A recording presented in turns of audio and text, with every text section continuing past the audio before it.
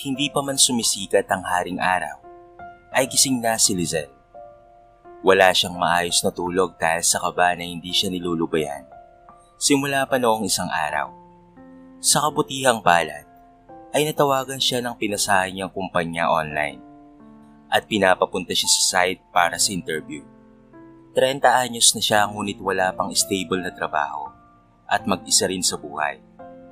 Nahihiya na siya sa kanyang mga magulang, kaya naman nagpasya siyang humiwalay na sa kanyang pamilya noong tumungtong siya ng 27 anyos upang itaguyod ang sarili at makapagtrabaho. Pero sa halip na umasenso, ay mas lalo lamang siyang naghihirap. Nakita niya ang isang ads ng isang prestiyosong kumpanya na naghahanap ng mga bagong empleyado na maaasahan nila sa trabaho. Nagbaka sakali naman siya at kaagad siyang nagpasa ng kanyang resume via email sa information na nakita niya doon. Nagbabakasakali lang naman siya upang subukin muli ang kanyang kapalaran dahil hindi na niya mabilang sa kanyang mga daliri kung ilang beses na siyang nasasante at hindi natanggap sa trabaho. Kaya naman abot langit ang kaba niya nang makatanggap siya ng email mula sa mga ito, ilang araw matapos siyang magpasa. Suot ang kanyang bagong biling dress, ay taas na siyang lumabas ng inuupahan niyang apartment. Saka siya naghintay ng taxi sa may kanto at pumunta sa tanyag na kumpanya. Nagtitipid siya ngunit mas pinili pa rin niyang sumakay sa taxi kesa naman sa sumakay sa jeep upang hindi magulo ang kanyang postura at hindi siya magmukhang haggard kapag umarap na siya sa mag-i-interview sa kanya. Kinakabahan man ay lakas loob siyang pumasok sa loob ng gusali. Pinakita niya ang printed appointment slip na pinadala sa kanya via email sa babae na nasa reception desk. Saka siya nito pinapunta sa 7th floor. Bitbit ang kanyang buong tapang at lakas ng loob, ay pumasok siya sa silid upang harapin ang isa sa mga pinakamahirap na bagay na paulit-ulit na lamang niyang kinakaharap. Parang pinagbagsakan ng langit at lupa si Lizelle nang makalabas siya ng interview room. Narinig na naman kasi niya ang pambansang katagang, "We will call you later" at "We will update you soon" na ayaw nang tanggapin ng kanyang sistema. Lampas na sa kanyang mga daliri sa kamay at paa ang bilang ng rejected emails na natanggap niya sa tuwing mag-a-apply siya ng trabaho. Kaya naman sa pagkakataon na yun, ay kumbinsido na talaga siya na meron siyang kakambal na kamalasan. "Find someone. Huwag kayong babalik dito hanggat wala kayong maiharap sa akin na babaeng tama sa trabahong ito." Boses na nagpahinto sa kanya sa paglalakad. Nanggagaling ito sa isang silid na halos 3 kwarto lamang ang layo mula sa pinanggalingan niya. Boses iyon ng lalaki na tila nagpupuyos na sa galit. Magpapatuloy na sana siya sa paglalakad nang biglang bumukas ang pintuan ng silid at patakbong lumabas mula doon ang isang lalaki na nakasuot ng eyeglasses sa kanyang mga mata. Nagkabungguan silang dalawa na naging dahilan ng pagkakaupo niya sa sahig. Tinulungan naman siya nitong makatayo at ito na rin ang pumulot ng mga gamit niya na nahulog rin sa sahig. "Pasensya ka na ha, kasalanan mo naman kasi talaga." Anas niya. Tumingin naman sa kanya ang lalaki sa kaitong ngiti. "Kasalanan ko, patawad. Nagmamadali kasi ako eh. Teka, saktan ka ba?" Pinakatitigan siya ng lalaki na nagpakunot naman ng nonya. Pakiramdam niya ay kinikilati siya nito dahil sa talas ng pagkakatingin nito sa kanya. Inayos naman niya ang kanyang suot na damit at akmang maglalakad na muli nang hawakan siya ng babae sa braso upang pigilan siyang makaalis. "Hindi na ata tama ang ginagawa mong yan, kuya. Una sa lahat, ay ikaw yung bumangga sa akin.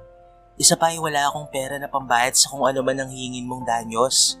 Binayad ko na sa taxi ang huling pera ko kanina para lang fresh akong makapunta dito. Tapos hindi ako natanggap." Mahaba niyang litanya. Napatawa na lamang sa kanya ang lalaki. "Pagkakataon mo na ito." Magsasalita pa sana siya upang magtanong dito kung ano ang tinutukoy nito, nang bigla na lamang siya nitong hawakan sa kamay at hilahin papasok sa loob ng silid na pinanggalingan ng boses kanina at pinaglabasan nito. Teka, ano ba?" Protesta niya habang papasok sila sa loob. Napatigil siya sa pagrereklamo nang tuluyan na silang nakapasok. Tumambad sa kanya ang isang gwapong binata na seryosong nakaupo sa swivel chair at matalim na nakatitig sa gawin nila. Base sa kanyang obserbasyon, ay sa palagay niya ay si Leon ng boss at ang nakaupo mismo sa may harapan nila ay ang may-ari ng kumpanya. Napalunok naman siya nang magtama ang kanilang mga paningin. "Nakahanap na po ako, Sir Harrison," anang ng lalaki na katabi niya. Napalingon naman siya dito dahil sa gulat. "Nakahanap ng ano? Ano bang sinasabi mo?"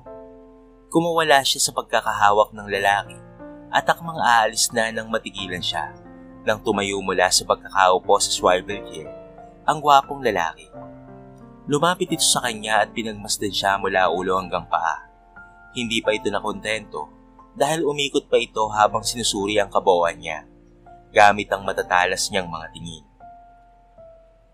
Ano bang ginagawa niyo?" Naguguluhan niyang tanong. "Anong pangalan mo? Edad, address at status?" Balik na tanong ng lalaki. Napaiwas naman siya ng tingin. Ako si Lizal Realin Agad, 30 years old, nakatira sa Transville Subdivision Apartment number 34, single." Napatangu-tangu naman sa kanya ang lalaki. "Pwede ka nga. Ako nga pala si Harrison Clyde Reguero, ang may-ari nitong kumpanya. I am hiring you as my son's mother for a few weeks. Don't worry, it has a weekly salary and a month advance payment as a gift. What do you think, Miss Agad? Kaya mo ba?" Napaawang naman ang bibig niya dahil sa sinabi nito. Bagya pa siyang nalula sa laki ng halaga na inaalok nito sa kanya. Pero pinuproseso pa rin ng utak niya ang bawat katagang binibitawan nito. Magiging nanay siya ng isang bata na hindi naman niya kakilala at kaano-ano. Isa pa, ay papasok siya sa isang sitwasyon na wala naman siyang kaalam-alam. Nahihiya man siyang aminin pero no boyfriend since birth siya. Dahil nahihiya siyang makipagrelasyon gayong sa edad niyang 30 anyos, ay wala pa siyang napapatunayan na kahit na ano. "Sandali lang ha, baka naman babysitter ang tinutukoy mo. Nagkamali ka lang ng pagkakasabi, hindi ba?" Anas niya. Napailing naman ang lalaki. "No, you will be the mother of my 8 years old son."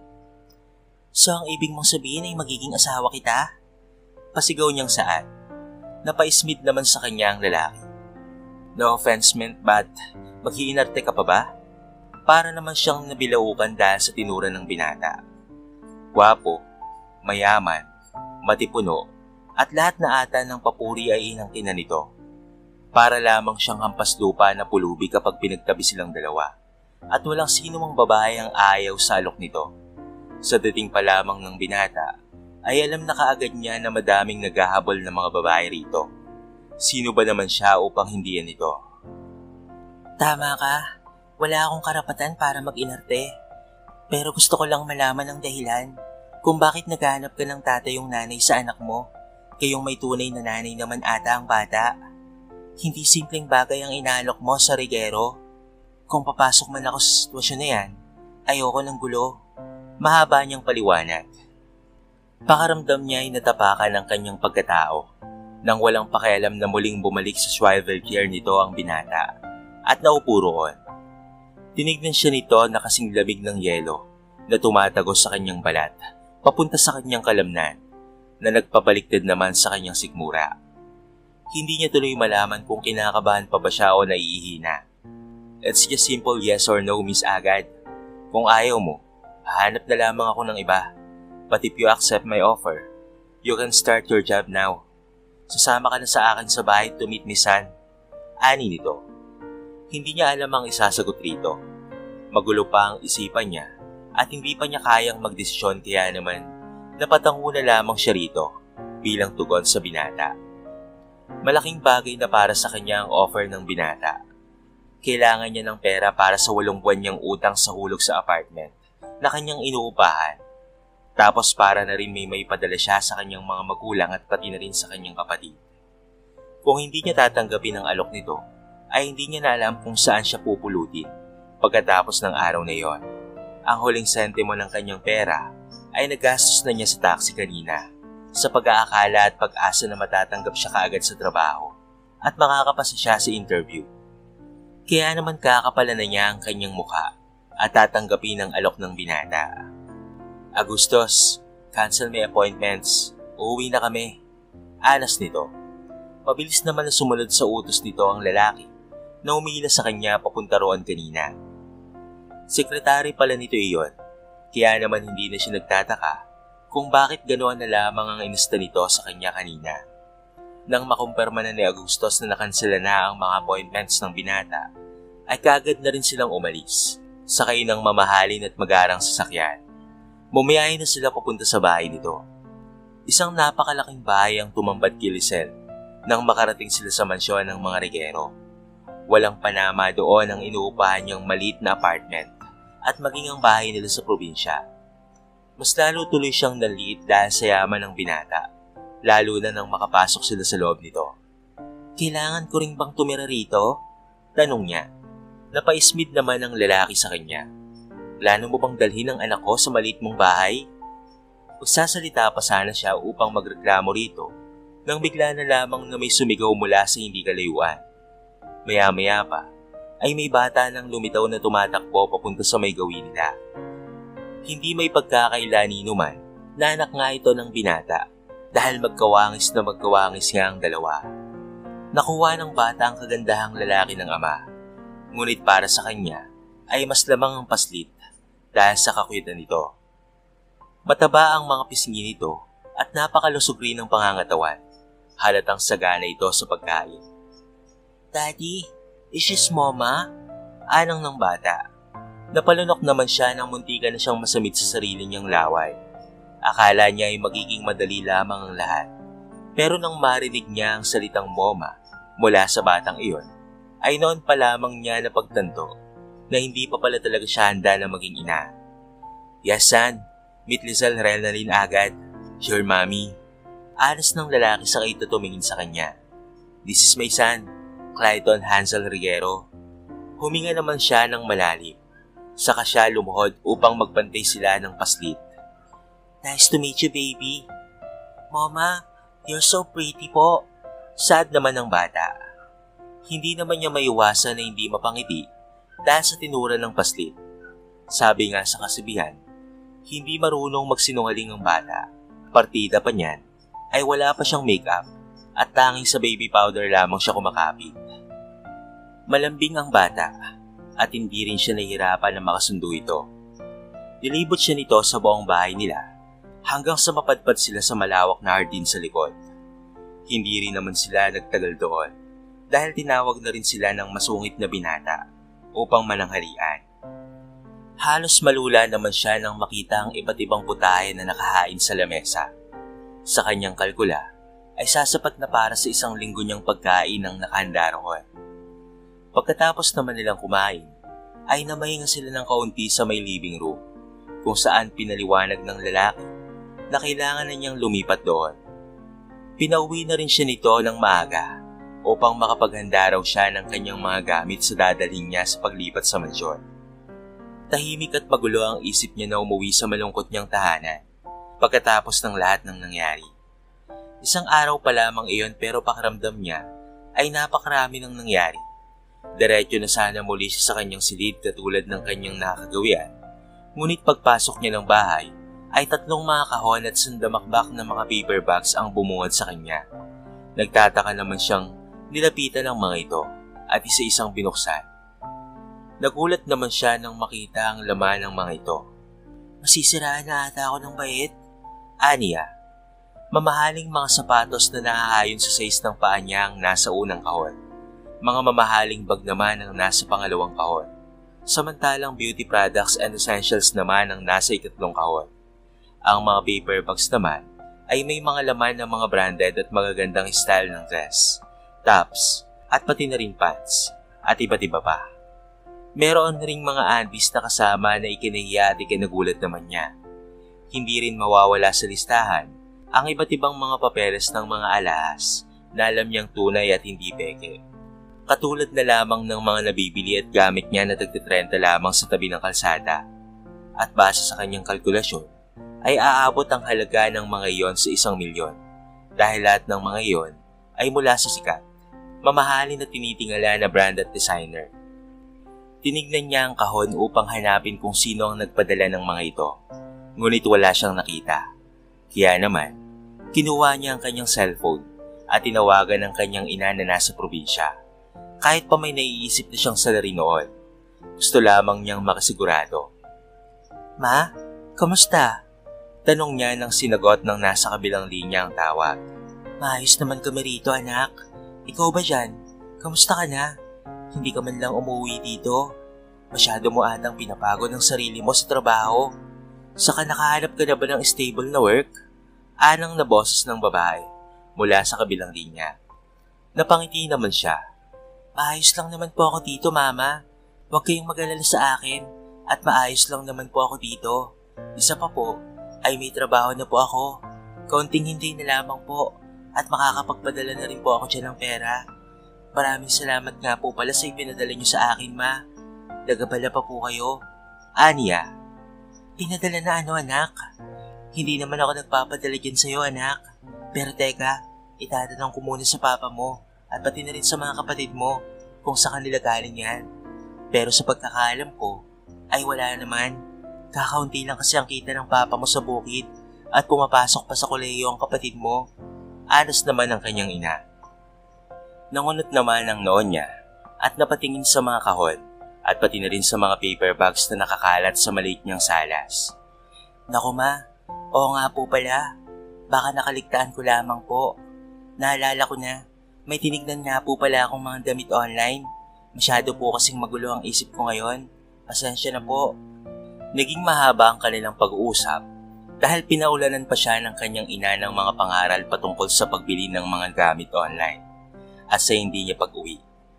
Nagdahilan na lamang siya dito na pagod at nakalimutan lamang niya iyon hanggang sa hindi na nila namalayan pareho ang oras. Isa lamang ang naiisip niyang pinagmula ng mga kahon at paper bags na iyon. Itsura pa lamang ng mga iyon ay nagsusumigaw na sa kayamanan kaya naman hindi siya maaaring magkamali. Napahinga na lamang siya ng malalim, saka siya napailing at nagsimula ng ilabas mula sa mga kahon at paper bags ang mga bagong damit niya at pati na rin ang mga alahas at sapatos at iba't iba pang mga gamit. Siguro ay paraan niyon ng binata upang makuha ang kanyang loob o kaya naman ay upang iparating sa kanya na kailangan niyang maging presentable dahil halatang galing siya sa hirap. Pero kung pag-iisipan niya ang alok nito na tumayong ina sa anak nito, ay hindi biro iyon, lalo na kung hindi naman talaga niya ito kakilala o kadugo. Saksi siya sa paghihirap ng kanyang ina sa kanilang pamilya. Kaya naman, alam niya kung gaano kahirap ang maging isang ilaw ng tahanan. Maagang nagising si Lizelle dahil sa malakas at paulit-ulit na pagtunog ng kanyang cellphone. Tamad niya naman na yung kinuha mula sa bedside table at pikit pang sinagot ang tawag. "Mama?" Napabalikwas naman siya ng bangon nang marinig ang pamilyar na boses ng isang bata. Pakaramdam niya ay nagising ang buong sistema niya nang maalala niya na lilipat nga pala siya ng bahay sa mansyon ng mga regero. Yes, baby. Ang aga mo atang magising." Malambing naman niyang tugon dito. Inipit niya sa pagitan ng balikat niya at baba ang kanyang cellphone. Saka siya patakbong nagpunta sa may banyo upang maghilamos at magpunas ng kanyang mukha. "What time ka uuwi here?" Tanong ng bata mula sa kabilang linya. "Later, baby. Ayusin ko lang ang mga gamit ko, okay? Nag-breakfast ka na ba?" Sad naman niya. "Daddy said po, nagamitin niyo raw po ang mga binili niya raw po para sa'yo." Ani nito. "I will, baby. See you later, okay?" Anas naman niya. Pagkatapos nilang magpaalam sa isa't isa, ay binaba na niya ang tawag. Dumiretso naman kaagad siya sa kusina upang magtimpla ng kape at kumain ng tirang ulam at kanin kagabi. Pagkatapos ay naligo na nga siya at nagbihis. Inayos na rin niya sa loob ng maleta ang lahat ng mga laman ng paper bags at kahon. Naglagay na rin siya ng light makeup at sinuot na ang pinakasimpleng damit at alahas na nakita niya mula sa mga mamahaling gamit na laman ng mga paper bags na iyon. Eksakto na tapos na siya na mag-impake nang may bumusina ng sunod-sunod sa labas. Tinignan naman niya iyon mula sa may bintana at nakita ang mamahaling sasakyan ng binatang masungit. Sa huling pagkakataon ay muli niyang pinagmasdan ang kabuuan ng maliit niyang apartment na naging tahanan niya sa loob ng ilang taon. Isang malalim na hininga ang pinakawalan niya bago siya tuluyang lumabas at ikinandado ang pintuan. "You look great. I didn't know na may gaganda ka pa pala." Bungad sa kanya ng lalaki nang makapasok siya sa loob ng sasakyan. Matapos niyang ikarga sa trunk ang mga gamit niya. Hindi naman niya pinansin ng lalaki dahil naiinis siya rito. Hindi man lamang ito tumulong sa pagbubuhat ng mga gamit niya. Isa pa, ay insulto para sa kanya ang dating ng tinura nito kaya naman nanahimik na lamang siya sa buong biyahe. Sinalubong naman sila ng matabang batang lalaki nang makarating na sila sa mansyon. Iisa lamang ang kasambahay ng mag-ama. Kaya naman, siya na rin ang nagbuhat ng kanyang mga gamit papasok ng bahay at paakyat sa kanyang silid. Nakasunod naman sa kanya ang bata na walang sawa sa pagkukwento ng mga kinain nitong jelly beans. "I'm glad po that you are here na, Mama." Anas ng bata. Nginitian niya naman ito. "Ako rin, baby. At last ay makakasama na kita." Mabait naman ang bata. Ang problema lamang ay hindi talaga siya mahilig sa mga paslit. Isa sa mga rason kung bakit ayaw pa rin niyang mag-asawa. Pero ang agam-agam niyang iyon ay dahan-dahan nang naghihilo dahil kabaliktaran ng bata ang ama nito. Tinulungan siya nito na magpatas ng mga damit sa may closet. Nakikinig rin ito sa mga sinasabi niya na hindi katulad ng ibang bata na gustong tumulong. Ngunit hindi naman sumusunod sa utos. Kaya in the end, ay kalat at gulo ang nangyayari. Nagbanding silang dalawa ng paslit dahil umalis ang ama nito dahil may importanteng meeting daw itong gagawin. Mabilis naman silang nagkapalagayan ng loob ng bata dahil sa likas na kabaitan nito. Doon rin niya nalaman na aware naman ng bata na hindi siya ang tunay na mami nito. Kilala daw nito ang ina na iniwan sila para sa trabaho. Wala naman siyang masyadong ginawa ngunit pakiramdam niya ay pagod na pagod talaga siya. Nakahiga na siya sa kama nang bigla na lamang tumunog ang kanyang cellphone. Kinuha naman niya iyon at kaagad na sinagot ang tawag. Nang makita niya ng kanyang ina ang tumatawag. "Ma?" Bungad niya nang sagutin ang tawag. Malalim na hininga at iyak lamang ang narinig niya mula sa kabilang linya. Kaya naman, nawala bigla ang kanyang antok dahil sa pag-aalala. "Mama, bakit? May problema ba?" Tanong niya. Anak, ang tatay mo. Sinugod namin ang tatay mo sa ospital." Tugon naman ang boses ng babae mula sa kabilang linya. Napabalikwas naman siya ng bangon dahil sa kanyang narinig. Mas nataranta pa siya nang sabihin ng kanyang ina na walang pambayad ang mga ito sa pagpapa-opera sa kanyang ama. Naaksidente raw ang kanyang ama habang gumagawa ito sa bukid. Sumabit raw sa dumaang truck ang tali ng kalabaw, kaya naman nahila ang hayop at nagwala. Nasipa ng kalabaw ang ama niya habang sinusubukan itong tanggalin ang pagkakasabit sa sasakyan. Natumba ang matanda at natusok ng nakausling kahoy ang binti nito. Dinala ito kaagad sa pinakamalapit na ospital dahil hindi nila matanggal ang kahoy. Nangako naman ang may-ari ng truck na tutulong sa mga gastos ng ospital. Tadhana na ata talaga ang tanggapin niya ang alok ng binata sa kanya.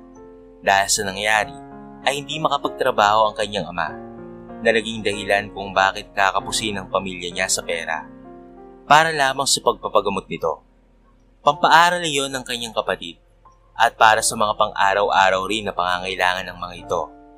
Eksakto naman na walang pasok kinabukasan ng kanyang boss na masungit.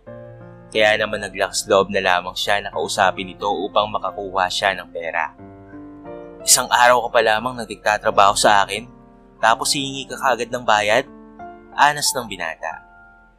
Napakuyom na lamang ang kanyang mga kamao dahil sa tinura nito. "Kung hindi ko lang talaga kailangan ng pera, ay hindi naman ako magmamadaling kuhanin ng sahod ko. Give me the account number ng sinasabi mong papadalan mo at ako lang magpapadala." Sad nito. Napaismid naman siya. "Hindi mayaman ang pamilya ko para magkaroon ng bank account. Kung wala kang tiwala sa akin, bakit ako ang inalok mo na maging ina ng anak mo?" "No choice." Kibit balikat na tugon nito. Napanganga naman siya dahil sa pagkadismaya sa binata.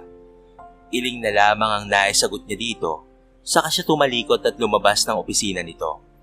Pakaramdam niya ay nagsisisi na siya na tinanggap pa niya ang alok ng binata. Ang pinakaayaw pa naman niya sa lalaki ay yung mayabang at walang malasakit sa kapwa.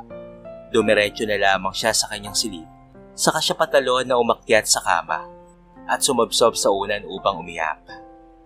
Hindi niya namamalayan na nakatulog na pala siya sa kakaiyak.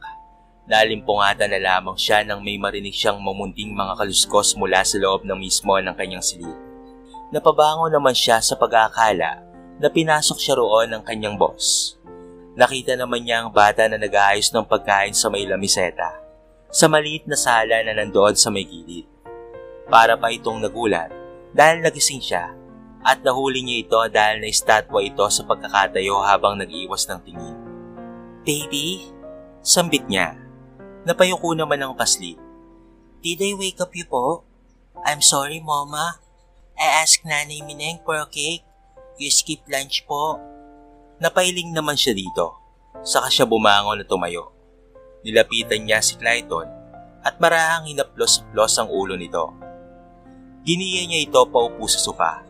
Sa kanya ito niyakap ng maigpit. Napatawa naman ang paslit nang tumampi sa may tenga nito nang masagi niya iyon ng kanyang hininga. "Maraming salamat. Gusto mo bang samahan akong kumain? Hindi ko yata mauubos ito," anang niya. Tumango naman ang bata. "Opo, Mama." Kinuha niya ang bread knife sa kanya dahan-dahan na hiniwa ang cake. Naglagay siya ng isang slice sa plato niya at isa rin sa plato ng bata. Sabay nga silang kumain ng cake habang nagkukwento naman ang paslit patungkol sa napanood nitong animated video. Pinakinggan lang naman niya iyon, saka paminsan-minsan na nagbibigay din ng kwento.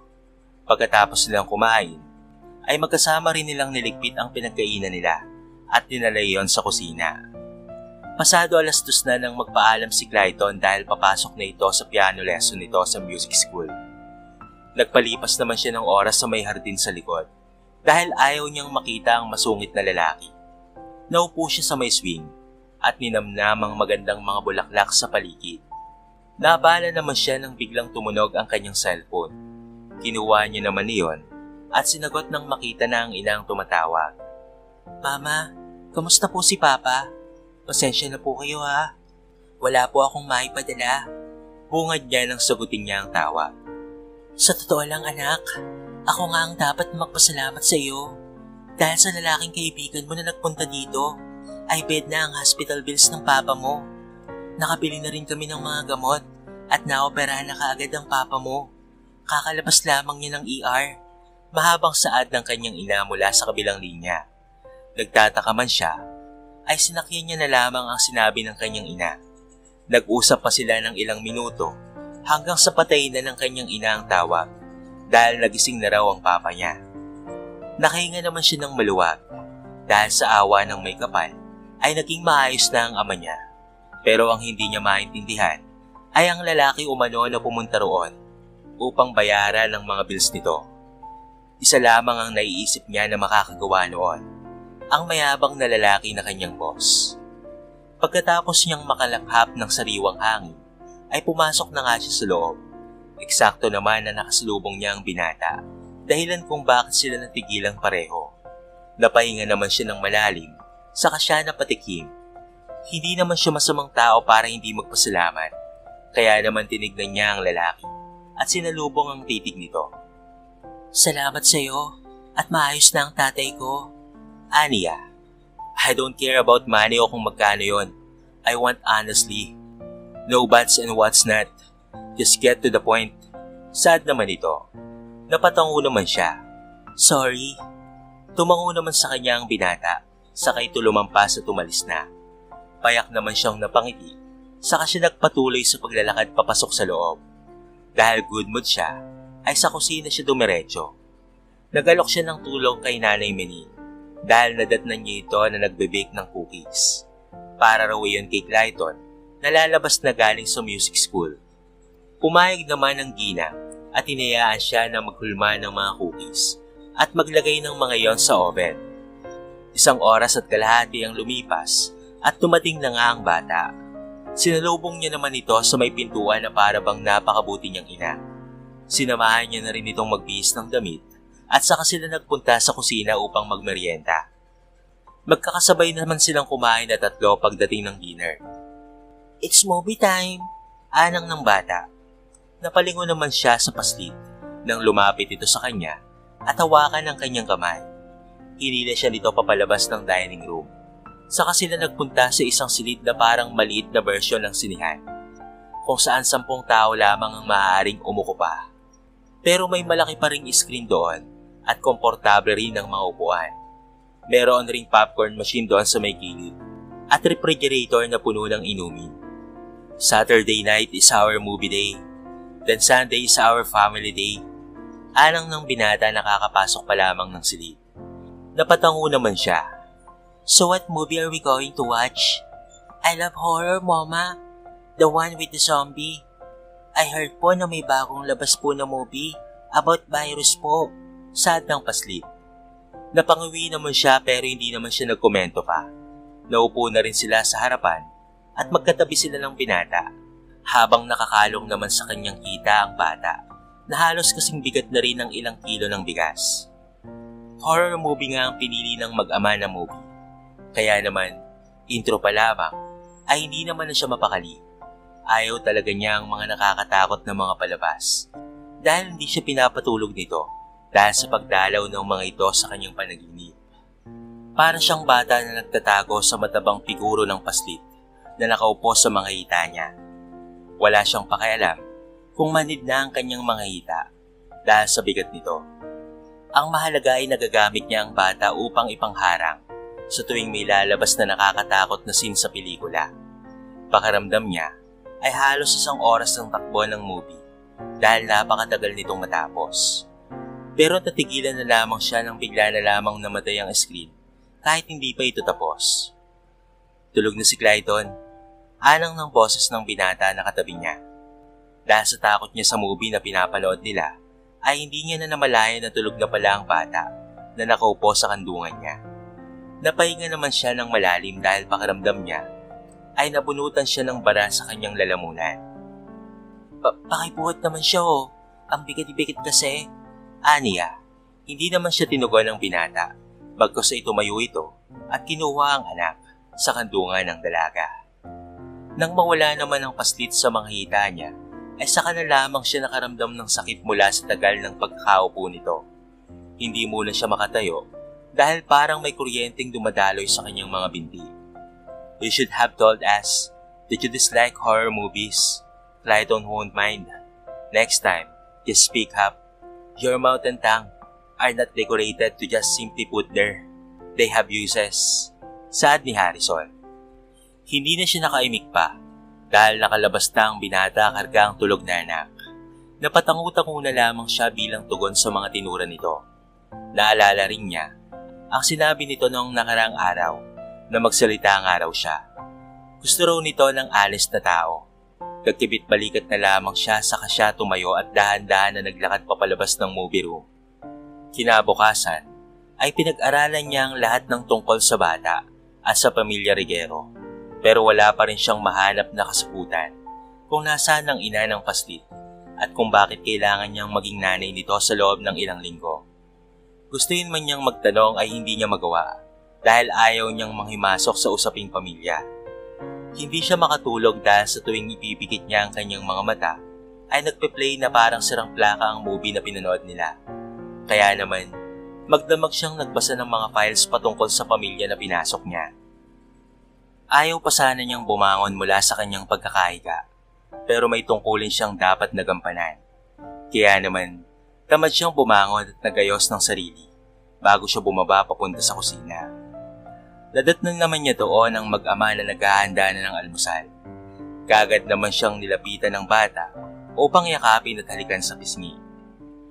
"Good morning, Mama," anang ng bata. "Nako, mas maganda ka pa sa umaga, baby," bulong niya rito. Hinila siya ng bata paupo sa may hapagkainan. Pagkatapos ay nagpakalong ito sa kanya at naglalambing na magpasubo sa kanya ng pagkain. Hindi niya naman binigo ang bata at ginawa nga niya ang gusto nito. "Gagabihin ako ng uwi mamaya, so ikaw na muna ang bahala kay Clayton ha.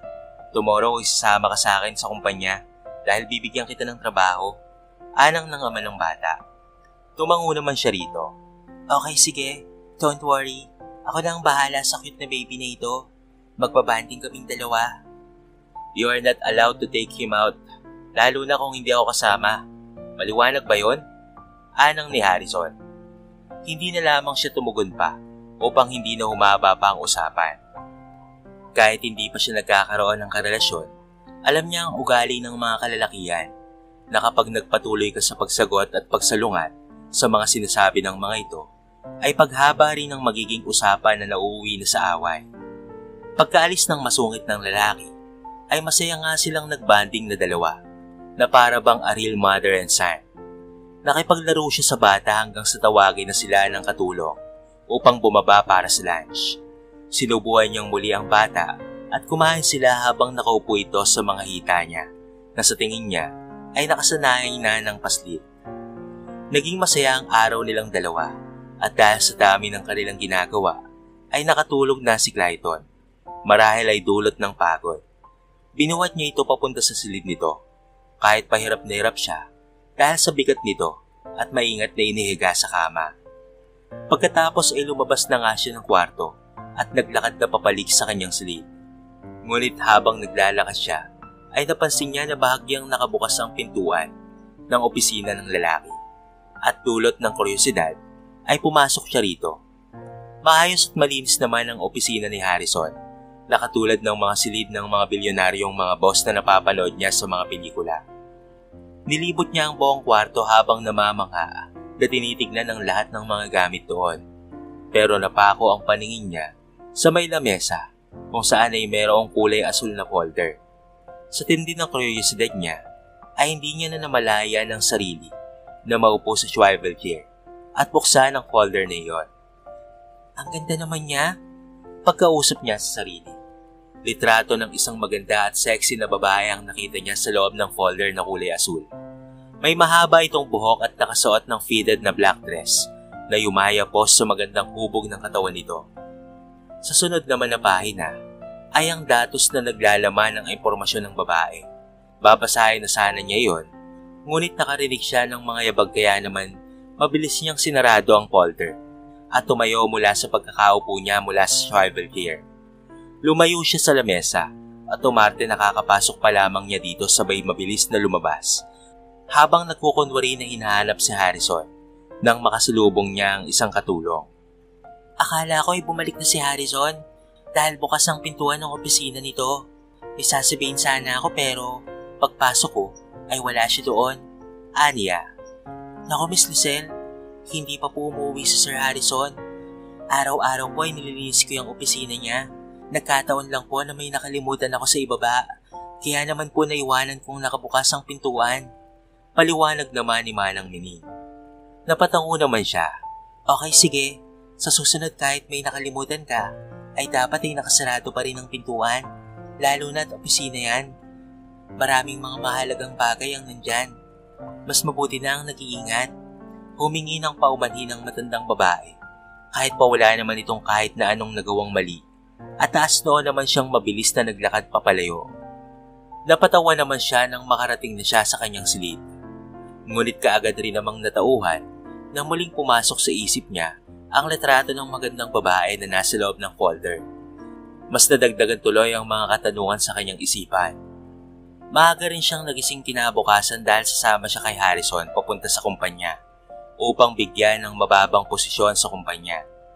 Magkasabay silang pumasok.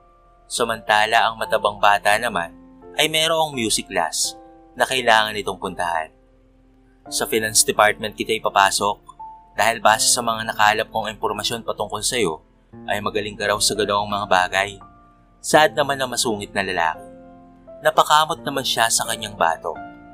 Naku hindi naman masyado, wala lang ibang kurso sa eskwelahan na napasukan ko, kaya naman no choice ako at nakapagtapos ng finance. Kakaunti lang kasi talaga ang kurso sa pinasukan niyang eskwelahan. Gustuin naman niya na mag-aral ng pagdodoktor. Pero wala silang sapat na pera para maisakatuparan niyon. Kaya naman wala siyang ibang choice kung hindi ang kuhanin na lamang ang kurso na alam niyang may ibubuga pa rin naman siya. Magaling siya sa mga numero at pati na rin sa math. Kaya naman madali na lamang para sa kanya ang kursong financing. Nakapagtapos siya ng kolehiyo nang may karangalan kahit pa hindi naman iyon ang gusto talaga niyang kurso. Ginawa rin naman niyang oportunidad ang mga natutunan niya dahil tumatanggap at naghahanap siya sa online ng mga client na naghahanap ng mga gagawa ng projects at iba pa na may kinalaman sa financing. Nakakaipon siya ng pera mula doon pero hindi pa rin iyon sapat para tustusan ang pangangailangan niya na hanggang sa kasalukuyan ay ginagawa pa rin niya. Pinakilala nga siya ni Harrison sa head ng team nila at iba pa na tong mga staff. Nilagay siya ng binata sa posisyon ng director o ang pinaka-head ng buong departamento na labis niyang itinagulat. Sinabi pa nito na kahit matanggal pa siya sa trabaho niya sa mansyon bilang isang nanay ng anak nito, ay regular na daw siya na makakapasok sa kumpanya dahil regular na siya rito. Nalabis naman niyang ikinatuwa. Nagpakitang gilas na kaagad siya sa unang araw pa lamang niya at lahat ng mga staff na under niya ay namamangha sa pagpapamalas niya ng kakayahan. Mabilis tuloy kumalat sa buong kumpanya ang pangalan niya dahilan kung bakit marami ring mga lalaki ang lumalapit at nakikipagkilala sa kanya. Sabay silang umuwi ni Harrison pagkatapos ng kanilang trabaho. Hindi naman mawala ang ngiti niya sa kanyang mga labi dahil naging maayos ang unang araw niya sa unang maayos at desente niyang trabaho. Binabati kita, Lisel. Hindi ako makapaniwala na may tinatago ka palang ganong kakayahan. May ibubuga ka pala. Puri ng binata. Napatango na lamang siya. Siyempre naman, graduate kaya ako nang may karangalan noong kolehiyo. Nanalo rin ako sa mga patimpalak noon.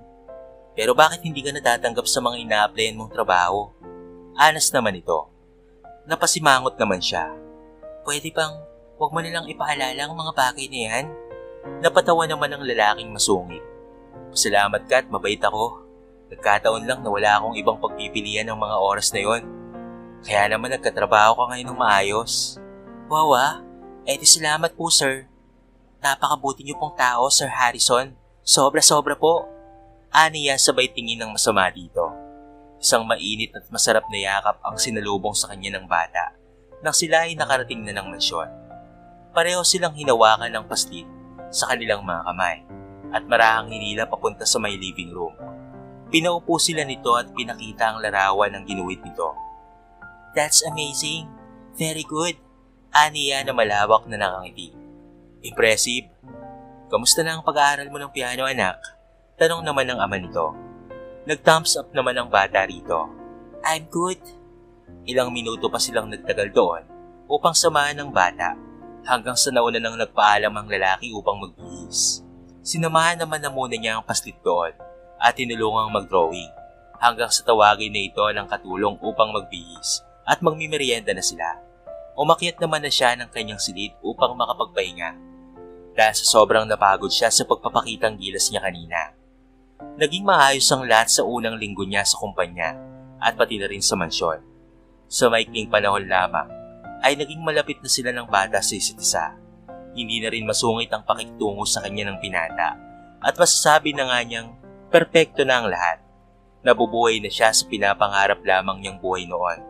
Pangit man sa pandinig ng iba, ay ang isa sa mga pangarap niya dati ay ang sitwasyon niya na meron siya ngayon. Hello Mama, natanggap niyo na po ba yung pinadala ko? Kamusta na po si Papa? Tanong niya nang sagutin ng ina ang tawag niya. Salamat anak ha, nakabili na kami ng gamot ni Papa mo at maayos na rin ang pakiramdam niya. Tugon naman ang ginang mula sa kabilang linya. Kakagaling lamang niya sa remittance center upang ipadala ang unang sahod niya sa probinsya. Kasalukuyan siyang naglalakad papasok ng mansyon habang kausap ang ina sa telepono. Eksakto naman ang matapos na ang tawag ay napansin niya ang komosyon sa may living room. Bahagyang nakabukas ang pintuan dahilan kung bakit may nasisilip siya na bagong mukha na siguro ay bisita ni Harrison. Nanlaki na lamang ang kanyang mga mata nang makita kung sino ang kausap ng binata. Yun ay ang babaeng nakita niya sa litrato noong pumasok siya sa opisina ng lalaki. Lalapit sana siya dito, ngunit natigilan na lamang nang marinig ang pinag-uusapan ng mga ito. I heard na may bago ka raw kinakasama. Anang ng babae.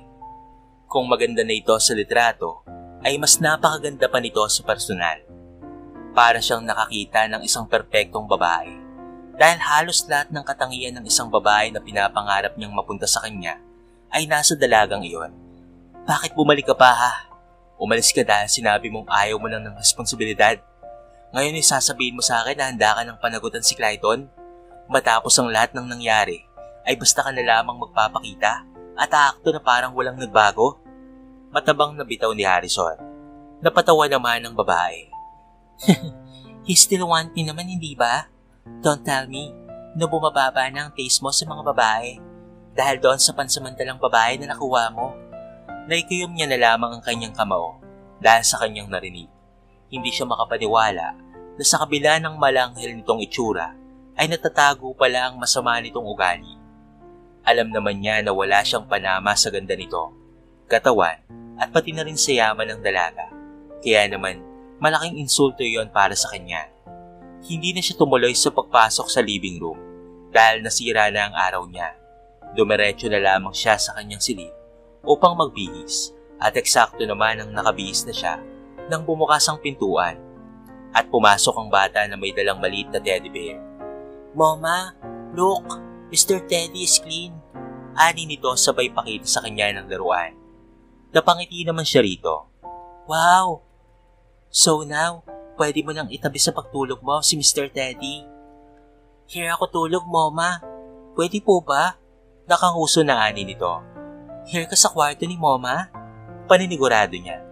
Tumango naman ang paslit. Yes po, and Daddy too. We sleep here po. 3 po tayo. Napangiti naman siya at hindi alam kung ano ang gagawin. Kinarga na lamang niya ang bata sa kasila lumabas ng silid at nagpunta sa baba. Dumiretso sila sa kusina upang magmerienda. Maingat naman niyang iniupo ang bata sa countertop habang hinahanda naman niya ang tinapay, jam at pati na rin ang juice. Daddy! Biglang sigaw ng bata. Nakangiti naman na pumasok si Harrison at tinaluan silang dalawa. Hindi naman niya ito pinansin dahil mainit pa rin ang ulo niya. Sabay-sabay silang nagmeriendang 3 na para bang happy family. Pero alam niya na hindi yun totoo. Hinatid niya ang paslit sa silid nito. Nilambing at pinasahan muna niya ng storybook ang bata upang hindi na maalala ang sinabing gusto nitong matulog kasama silang dalawa. Nang makatulog na si Clayton, ay tahimik siyang lumabas ng silid at dumiretso naman sa kanyang kwarto. Pero nagulat na lamang siya nang madatnan doon ng binata na prenteng nakaupo sa kama. Anong ginagawa mo dito? May kailangan ka ba? Papaalisin mo na ba ako? Tanong niya. Anong sinasabi mo? Hindi pa tapos ang kontrata mo bilang ina ni Clayton? Gusto mo na kaagad na umalis? Ani nito. Napailing naman siya sa kanapabuntong hininga. Narinig ko kayong nag-uusap ng nanay ng anak mo kanina. Tatawagin sana kita ngunit nakita ko kayo at hindi sinasadyang marinig ang ilan sa mga pinag-uusapan nyo. Ano nang plano mo kung babalik siya? Willing naman akong umalis. Ikaltas mo na lamang sa sahod ko ang mga natitira pang araw. Ano bang sinasabi mo? Divorce na kami ni Micaela. Wala na siyang karapatan sa bata. Maang na tanong ng lalaki. Bakit? Nagsiselos ka ba? Napaawang naman ang kanyang mga labi dahil sa gulat. Mabilis naman siyang nag-iwas ng tingin. Bakit naman ako magsiselos? Wala naman akong karapatan para magselos. Tumayo ang binata mula sa pagkakaupo nito sa may kama. Saka ito nagsimulang maglakad papalapit sa kanya. Kaya naman, napaatras na lamang siya ng bagya. Nagsimula na rin siyang kabahan sa hindi niya may paliwanag na kadahilanan. Bumilis rin ang pintig ng kanyang puso na mas lalo pang gumulo sa kanyang emosyon na kanyang nararamdaman ng mga sandaling iyon. Tama ka naman, wala kang ang karapatan na magselos. Don't worry, hindi ko na gusto si Micaela. Anang nito. Nag-init ang kanyang buong mukha. Kaya naman mabilis siyang umiwas at naglakad papunta sa may pintuan. Hinawakan niya ang doorknob at minustra sa binata na lumabas na ito sa pamamagitan ng pagwasiwas ng kanyang kamay sa ere. Napatawa naman ang binata sa kanya, ngunit wala rin naman itong sinabing komento bagkos ay lumabas na nga ito ng silid niya. Mabilis naman niyang sinarado ang pintuan nang makalabas na nga ito. Ano daw? Tanong niya sa sarili habang nakahawak sa kanyang dibdib na malakas pa rin ang kalabog. Ayaw man niyang mag-assume pero pakaramdam niya ay may kung ano ang ibig sabihin ng tinura na iyon ng binata. Sinasabi ba nito na wala siyang karapatan na magselos Dahil hindi naman na nito mahal si Micaela? Sino na ba ang mahal niya? Napahawak siya sa kanyang mga pisngi nang mag-init muli ito. Patakbo na lamang siyang nagpunta sa kanyang kama at patalo na umakyat doon. Sumupsup siya sa unan, saka siya sumigaw doon ng malakas. Hindi niya na alam kung ano ang nararamdaman niya. Gulong-gulo na siya. Kinaumagahan ay maganda ang mood niya na bumaba, ngunit kaagad na napalitan niyo ng pagkadismaya nang makita niya ang pamilyar na babae na nakaupo sa may salas. Hindi na sana niya ito papansinin at dire-diretso na lamang sa may kusina nang ito naman ang pumansin sa kanya. Hi, are you a maid? Kanina pa ako nandito pero walang umaasikaso sa akin. I'm Micaela Fernando. I'm here for my son. Anas nito. Bigla ay napuno na lamang siya ng pagkainis dahil sa tinura nito. Simula nang makita niya ang litrato ng dalaga, ay natanggap na niya na wala na talaga siyang panama dito. Pero ang tawagin siyang katulong sa kabila ng effort niya na magbihis at baguhin ang sarili niya para maging presentable sa pamilya ng mga rigero, ay hindi niya mapapalampas. Pasensya ka na pero mahigpit na bili ni Harrison na wag daw naming ipapakita sa si Clayton. Sa lahat ng ginawa mo sa iyong mag-ama, ay wala ka ng karapatan pang tawagin ng bata na anak dahil hindi ka naman nagpakananay dito. Singal niya. Tumalas naman ang tingin sa kanya ng babae. Sino ka para pagsalitaan ako ng ganyan, ha? Wala kang alam. Ikaw ba ang pansamantalang pinalit sa akin ni Harris? So, totoo nga, wala na siyang taste sa mga babae. Simula nang umalis ako, saan ka ba niya napulot? Napatango naman siya rito. Hindi kita pinalitan dahil simula pa lang ay wala ka namang napatunayan. Nagpuyos naman sa galit ang babae at ibinato nito ang hawak nitong mamahaling purse sa sahig at akmang lalapit na sana sa kanya para sampalin siya nang biglang matigilan sila pareho nang dumating si Harrison. Nakahawak sa binata ang kamay na dapat ay lalapat sa mukha niya at marahas na pinalayo si Micaela. I told you once na kapag yumapak ka pa sa mamamahay ko, hindi na ako magdadalawang isip pa. Nakasuhan ka. Sad ng binata. Hindi naman makapaniwala na napatango na lamang ang babae saka masamang tumingin sa kanya. Pagkatapos ay nilimot nito ang tinapon nitong purse sa sahig, saka ito padabog na nag-walk out. Mabilis naman na umarap sa kanya ang binata na may nag-aalalang ekspresyon. Ayos ka lang ba? Tanong nito. Tumango naman siya. Okay lang ako. Akalain mo yon? Tinawag niya akong katulong. Mukha pa rin ba akong patapon? Napatawa naman ang binata sa tinura niya. You are the most beautiful lady na nakita ko. You have an amazing heart, Lizelle. Kikiligin pa sana siya dahil sa hirit nito nang dumating ang matabang bata na bitbit si Mr. Teddy na paborito nitong laruan. Bihis na bihis rin ito na ipinagtaka niya naman. Doon niya na lamang rin napansin na nakabihis rin pala ang binata. Anong meron? Tanong niya. We're going to a vacation, right, Daddy? Anas naman ng bata. Napasimangot naman siya dahil hindi man lamang siya sinabihan ng mga ito. Habang abala siya sa pakikipag-away sa babaeng maldita, ay abala pala ito sa pagbihis at paghahanda para sa kanilang pag-alis. Maiiwan ba ako? Tanong niya. Napatawa naman si Harrison. Hindi naihanda na nga namin ni Clayton ang gamit mo eh. So, pinabayaan niyo lang akong humarap sa bruha, tapos kayong dalawa ay abala sa pagpaplano ng bakasyon? Sad niya. Napatawa naman siya nang yakapin siya ng paslit, pero natigilan naman siya nang sumali rin ang binata. Nagkagulo ang lahat ng organismo niya sa katawan nang maglapat ang kanilang mga katawan. Pakiramdam niya ay may kuryente na bigla na lamang nag-spark sa pagitan nilang dalawa at kaunti na lamang ay magliliyab nito. Pagkatapos nga niyang magbihis, ay sumakay na sila sa sasakyan, saka sila umalis. Wala siyang alam kung saan sila pupunta. Basta't sumakay na lamang siya at sumama sa mag-ama. Hindi rin naman niya ito palalampasin dahil gusto rin naman niyang makapagbakasyon sa ibang lugar. Kaya naman magpapatangay na lamang siya sa dalawa. Halos 3 oras nang naging biyahe nila papunta sa isang daungan ng mga pribadong mga bangka. Hindi naman na siya nagulat pa nang malaman niya na mayroong pribadong yate ang binata. Sumakay sila roon, bitbit ang kanilang mga gamit at muling bumiyahe pero sa pagkakataon na iyon ay sa karagatan naman. Are you guys tired na? Tanong ng binata. Pareho naman silang napalingon ni Clayton kay Harrison nang lumapit ito sa kanilang dalawa. Abala sila sa panonood sa karagatan habang nakaupo sa upuan na malapit sa may release ng yate. Tumango naman ang bata. Pagod na ako, Daddy. Ang layo naman ata ng pupuntahan natin. Anas naman niya. Just like a bit more. Malapit na tayo. Anas naman ito. Tumango na lamang silang dalawa sa lalaki, saka muling lumingon sa may dagat.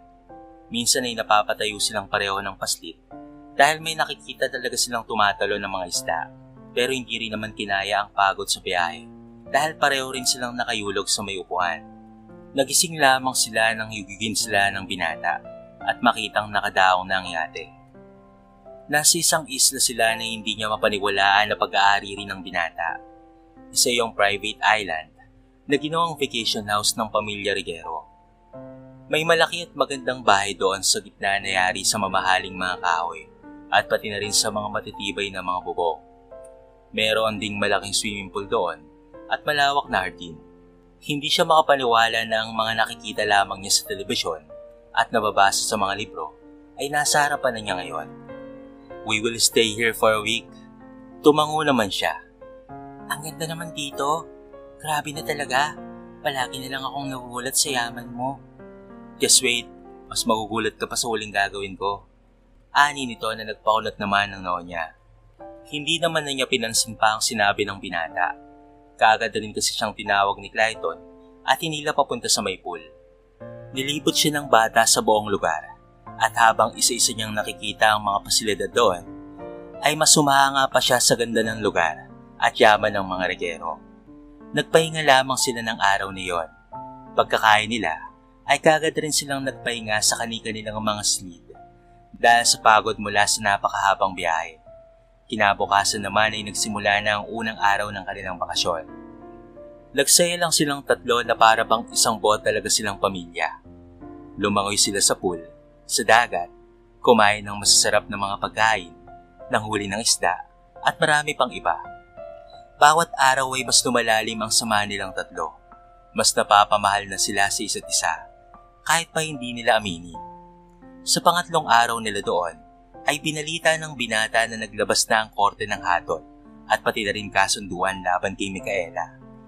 Hindi ito maaaring lumapit sa bata at meron itong 50 meters na distansya kung sakaling makikiusap itong makausap ang kanyang anak. Kapag hindi sumunod ang babae, ay maaari itong kasuhan at ihabla sa korte.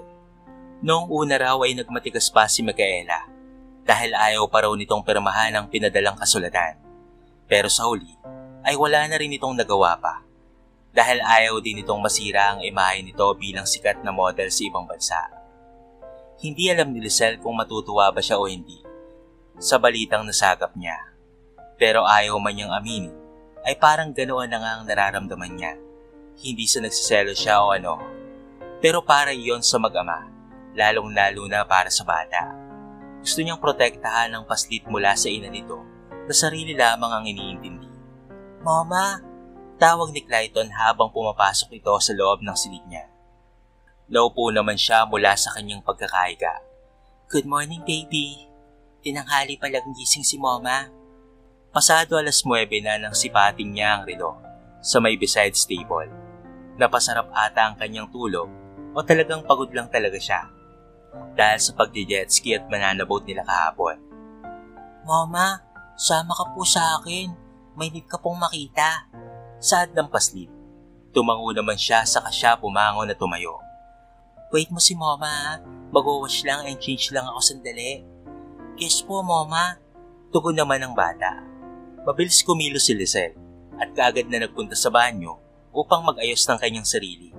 Pagkatapos ay nagbihis na siya at nag-apply ng very light makeup at pati na rin accessories. Matyaga naman na naghihintay sa kanyang bata habang pinapanood ang lahat ng kanyang ginagawa. Nang makatapos na nga siya, ay magkahawak kamay silang dalawa na lumabas ng silid at saka bumaba. Hindi naman nila nakita doon ang ama ng bata na ipinagtaka naman niya. Nasaan ang daddy mo? Saan tayo pupunta, baby? Tanong niya. Pero sa halip na sumagot sa kanyang paslit, ay pinagpatuloy lamang nito ang malumanay na paghila sa kanya papunta sa labas ng bahay. Nagpaubaya na lamang siya rito hanggang sa makarating na sila sa daan na pababa sa may mga dalampasigan. Nagtataka na siya nang hindi pa talaga niya makita ang binata kahit nasa labas na sila. Pero nang makarating sila sa may dalampasigan ay nasagot na ang lahat ng kanyang katanungan at nakita na rin niya ang kanina pa niyang hinahanap. Nakatayo si Harrison sa gitna ng handmade na arko na puro bulaklak at seashells. Sando at short lang naman ang suot nito, pero para sa kanya, ito na ang pinakagwapong lalaki sa buong mundo. May matamis itong ngiti sa mga labi nito na nagpapabilis ng tibok ng kanyang puso. "Tara na po, Mama," ani ni Clayton. Hindi siya makasagot bagkos ay nagpatianod na lamang siya nang igiya siya ng bata papalapit sa kinaroroonan ng binata. Pinangingibabawan naman siya ng kaba, saya, at pati na rin takot na nagpakulo naman ng kanyang kalamnan. Pakiramdam niya ay maiihi siya na nagugutom at nababanyo. Halo-halong emosyon ang namayani sa loob niya, at sa bawat paghakbang niya palapit dito ay bumabagal rin ang kanyang paghinga. "Daddy, here's Mama na po," anas ng paslit. Napatawa naman si Harrison, sakay ito tumungo sa anak na tumakbo papunta sa may gilid. Naiwan naman siya doon sa gitna ng harapan ng binata na masuyong nakatitig sa kanya. Anong ganap?" tanong niya. Pero sa halip na sumagot sa kanya, ay nilahad nito ang kanang kamay. Nagtataka man siya ay tinanggap niya yon at tinawakan ng kamay nito. Giniya naman siya nito palapit sa kanya sa ilalim ng arko. Hindi niya alam kung ano ang nangyayari, pero pakiramdam niya ay bumibigat ang hangin sa paligid nila at bumabagal ang takbo ng lahat. "Lisel, realin agad. Maniniwala ka ba kung sasabihin kong nahulog na ako sa'yo? Maniniwala ka ba kung sasabihin ko na ikaw ang perpektong ina para sa anak ko at sa magiging anak ko pa? Anak natin," anang nito. Nagsisimula ng mabuo ang kanyang mga luha sa gilid ng kanyang mga mata at hindi rin niya alam kung ano ang kanyang sasabihin. Pakiramdam niya ay natutop ang kanyang dila at may bara ang kanyang lalamunan. Nablangko rin ang kanyang isip at wala siyang mahanap na mga salita. "Mahal kita, Lisel. Bigyan mo sana ako ng pagkakataon upang ipakita ko sa iyo kung gaano ka kahalaga sa amin ni Clayton. Hayaan mo akong alagaan ka, samahan at pasayahin. Lisel, tanggapin mo sana itong nararamdaman ko. Mahal kita," dagdag pa nito. Hindi niya na napigilan pa ang kanyang mga luha at nag-uunahan na itong tumulo pababa sa kanyang mga pisngi. Napatango siya sa kanya pilit na pinakalma ang sarili upang makabitaw ng mga salita. "Ako rin, nahulog na ako sa iyo noong nakilala ko ng lubusan si Clayton. Nakita ko kung paano mo siya pinalaki at kung gaano kakabuting ama. Natatakot akong umamin dahil nag-aalala ko na baka ako lang ang nahulog. Sino ba naman kasi ako, diba? Isa lang akong babaeng desperada na kailangan ng trabaho at pera. Pero nakilala kita. Sa maniwala ka man o hindi, mahal na rin kita." Mahaba niyang saad habang pinipigilan ng umigpi at umiyak. Tumango naman sa kanya si Harrison, dahilan kung bakit napaluha naman siya. Napatawa naman sa kanya ito, saka nito hinawakan ng magkabila niyang pisngi at tinuyo ang mga luha niya.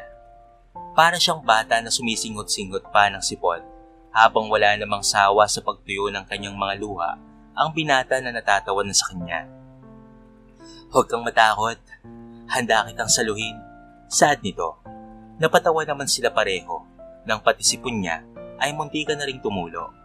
Pinilit na talaga niyang tumahan at siya na rin ang nagpunas ng kanyang mukha dahil may natitirang hiya pa naman siya sa kanyang katawan. Baka mapunasan ng binata pati ang sipon niya.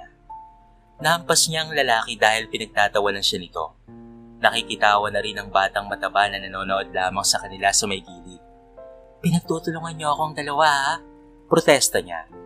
"Daddy, say it na," sigaw naman ni Clayton. Nag-okay say naman sa paslit ang ama nito na malawak ng nakangiti. Maya-maya pa ay lumod na ito sa harapan niya gamit ang isang tuhod nito. Naglabas na rin ito ng isang maliit na kulay pulang kahon. Napaawang naman ang kanyang mga labi nang makita kung ano ang nasa loob noon. Isa iyong gold na sisig na may dalawang maliliit na bato. "Lisel, realin agad. Will you be my girl, my wife, and my partner for the rest of our lives?" Alang nito sa pinakamalambing na tono at boses. Sino ba siya para mag-alinlangan pa? Walang babae ang makakahindi kapag isang Harrison Clyde Reguero na ang nag-propose. Siyempre hindi na siya tatanggi pa. Tumango na kaagad siya ng sunod-sunod. Yes, Anya. Napasigaw naman si Clayton ng malakas. Napatawa naman siya nang bigla na lamang siyang yakapin ng binata.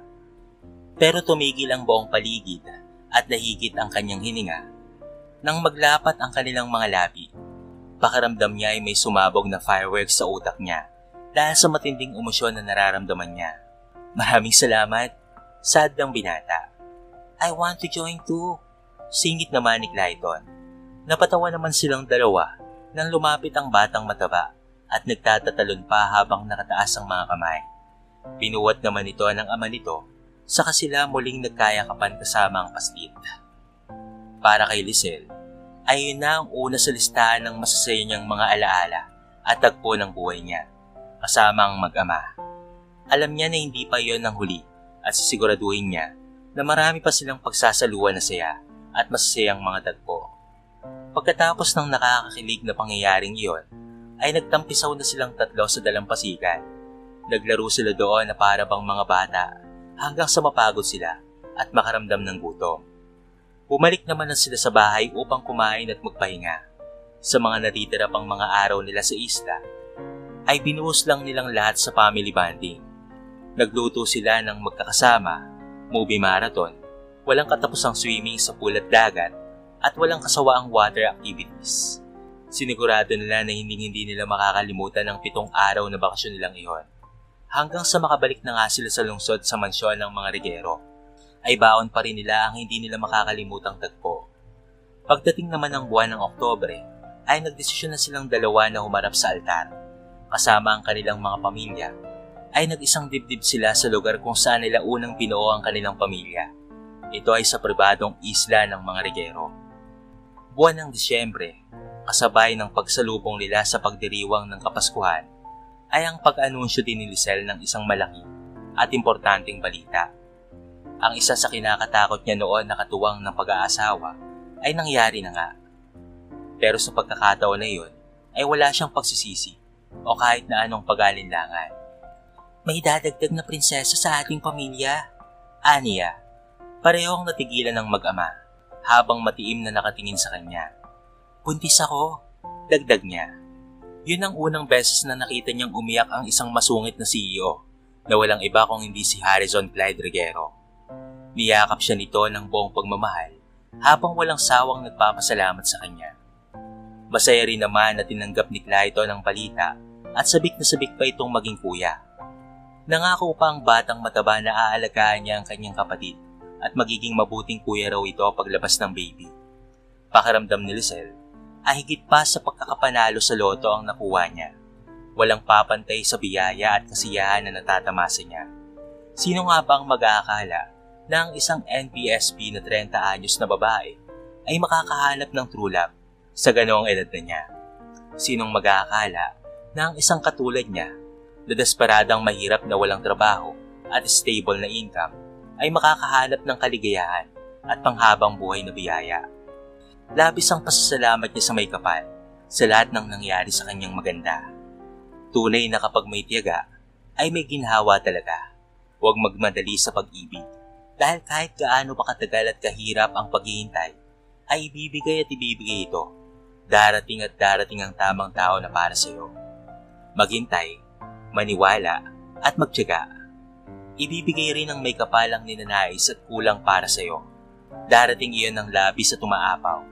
Kaya naman para kay Lisel, habang buhay niyang ipagpapasalamat ang lahat-lahat sa itaas.